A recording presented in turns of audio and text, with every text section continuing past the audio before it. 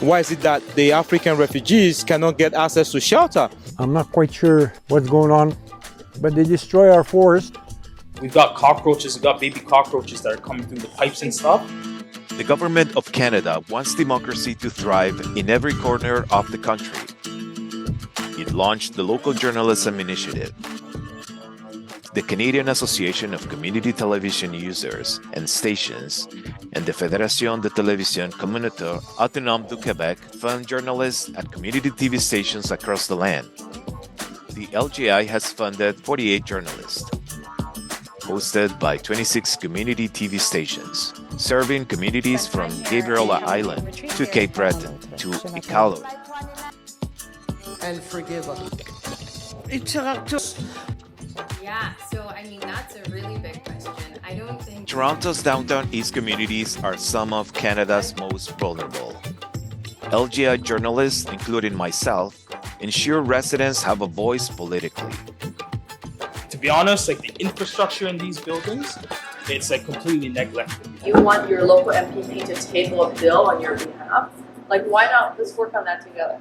Community TV enables residents to not just inform themselves, but to directly weigh in using TV as a medium. The whole community is part of the conversation, and consensus and responses to challenges can be reached faster.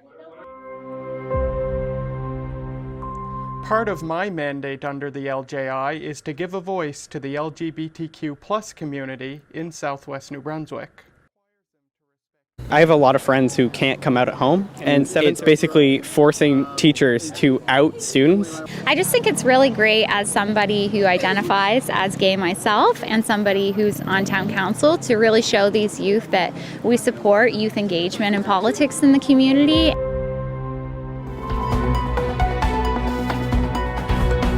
Hello everyone. I immigrated to Canada in 2019 from the United Arab Emirates.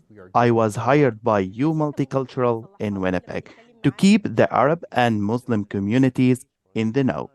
Here I am interviewing the Honorable John Reyes.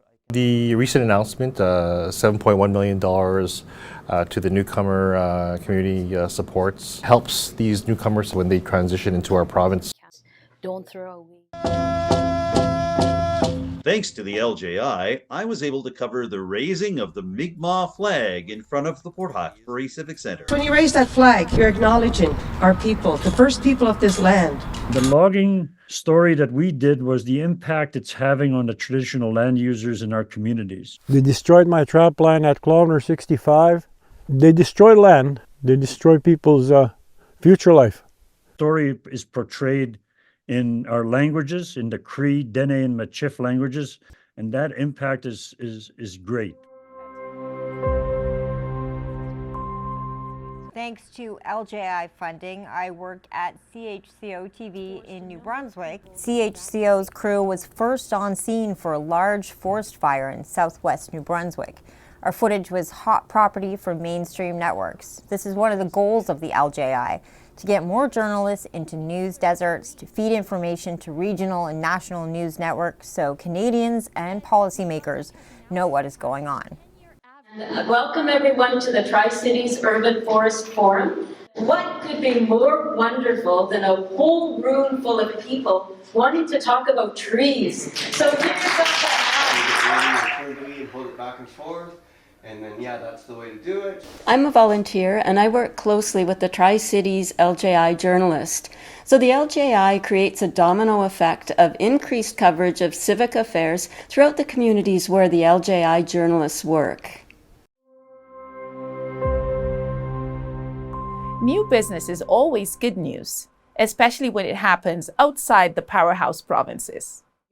I interviewed two movers and shakers here in Dartmouth. And whereby they invested in a company here in Nova Scotia, which is the first of its kind. The Local Journalism Initiative gives a voice to minorities, promotes inclusion, and improves dialogue among people and corporations, residents and service organizations, and all levels of government.